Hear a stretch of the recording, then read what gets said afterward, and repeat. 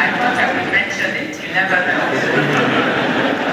But for those who are interested, we're willing to take you. After working for 1 year, the government gives incentives to private sector companies that retain the people who have worked for them.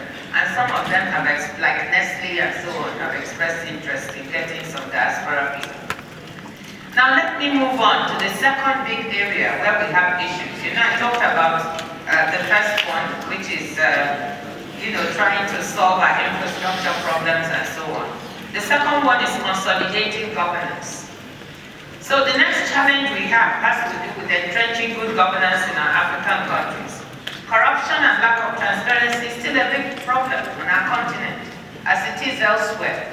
But I say even if it's elsewhere, we can least afford it because of our large numbers of poor people. We can least afford to lose money to corruption. There's been some recent progress in trying to improve governance compared to the 1990s. Let's take the issue of democracy. You may not notice it, but today many African countries are now multi-party democracies, and several of them have had multiple elections. I believe that up to 33 countries now have gone through more than one election. And some of these elections are pretty amazing. The example of Ghana, where the margin between the opposition that lost and the party that won was so thin. The first time, the election, and this second time around, and yet there was a peaceful handover of power without too much agitation.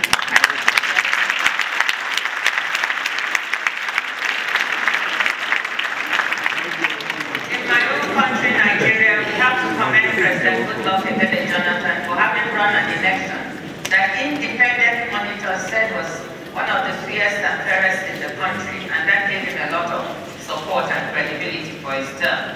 For 2013, presidential or legislative elections, you can clap if you wish.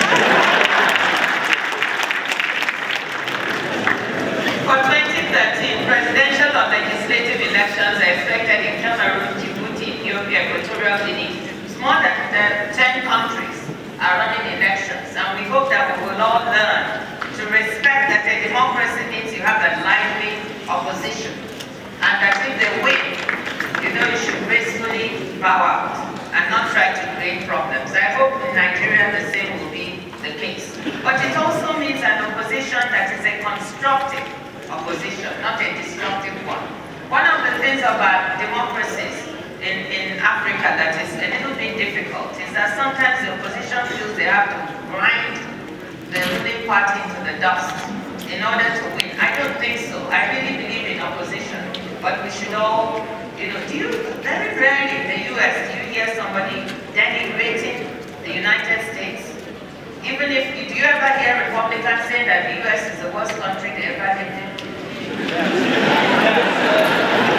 I'm sure they will say that Obama's policies, they don't agree, and that they might be damaging the country, but they don't denigrate their own country, even if they are not in power.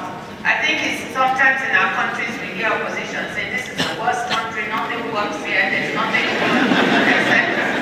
The feeling is if you run the country to the ground, then surely you will win the election. My answer is that's not the way to go.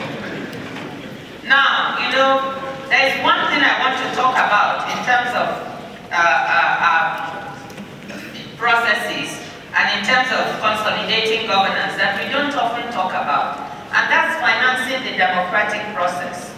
We need to continue working at building institutions and consolidating our democracies. A key issue is how to minimize political corruption from infecting our democracies.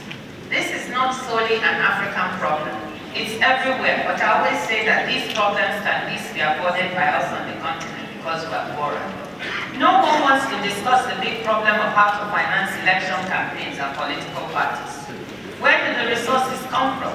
In many developing countries, including on our continent, what we observe is a symbiotic relationship between business and politics, where business helps to finance the politics and in turn returns economic favors that can result in substantial rents. But some of these rents can be quite distorted in terms of economic growth. And it's interesting to me that people hardly want to talk about this, but I think it fundamentally is also adding to the issue of corruption on the continent. In Asia, Lee Kuan Yew termed this commercial democracy, and we're observing this same pernicious trend in Africa. We urgently need to do something about it, and we need to apply our minds. We are not naive. Political parties have to be financed. Elections have to be financed. The issue is, can we find a less pernicious way of making this work that does not undermine overall economic development and corrode the moral fabric of society?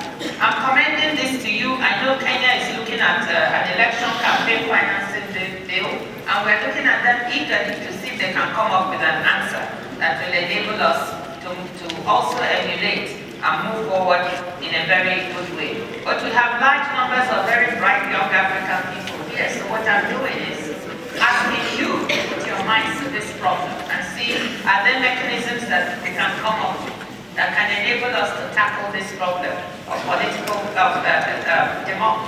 democracy without fundamentally undermining our economic systems. The other governance challenge is the governance of natural resources. As you know, the resource map in Africa has changed significantly in the past decade. For example, new petroleum deposits have been discovered in Ghana, Uganda, Kenya, Tanzania, Mozambique, and so on. It's no longer only Nigeria and Angola that are pumping oil. Almost every country has some oil or gas deposits being discovered by the minute. That means that resource-rich countries, of which we have many in Africa, really need to step up in terms of issues of transparency and accountability in the way they manage their resources. You know, we are all very much in favor of stronger transparency, stronger accountability.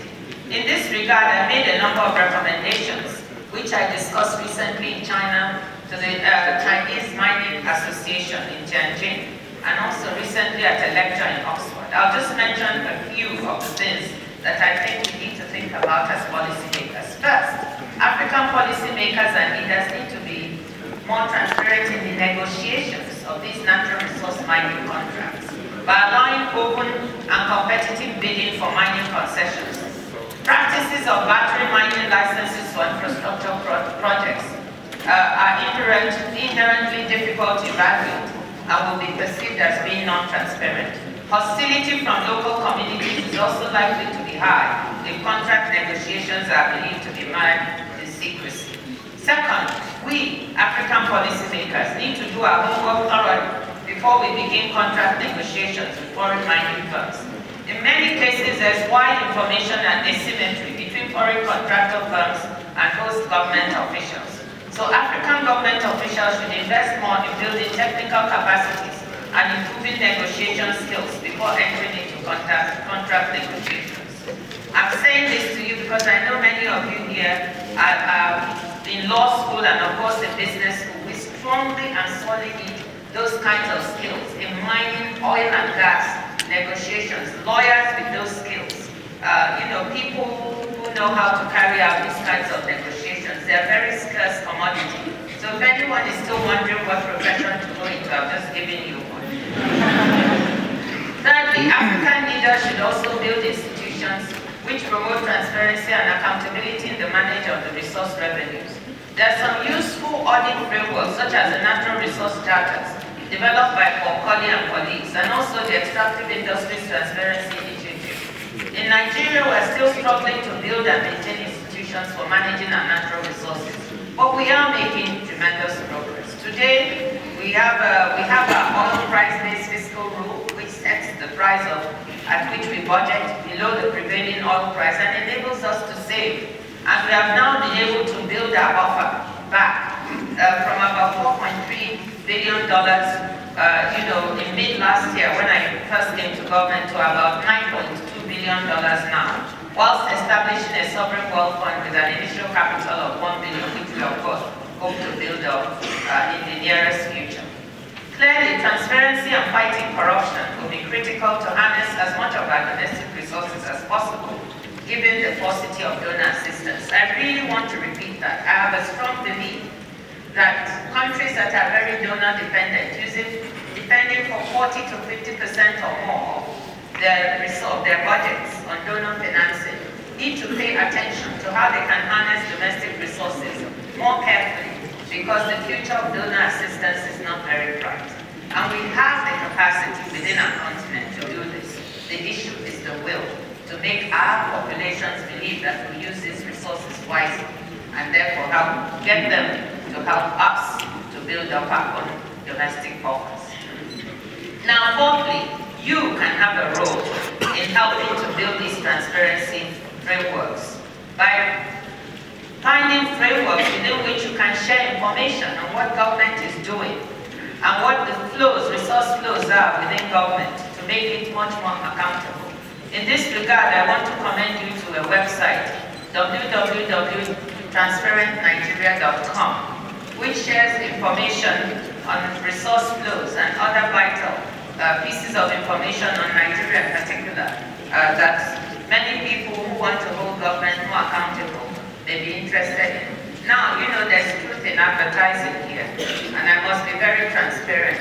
When my young adult sons and daughter were talking about how can we hold government more accountable, I challenged them to do something about it, and one of them did. His name is Ngozi Okonjo-Iweala, and he's the one who developed this website. I think it's amazing. Please visit it. I commend all of you.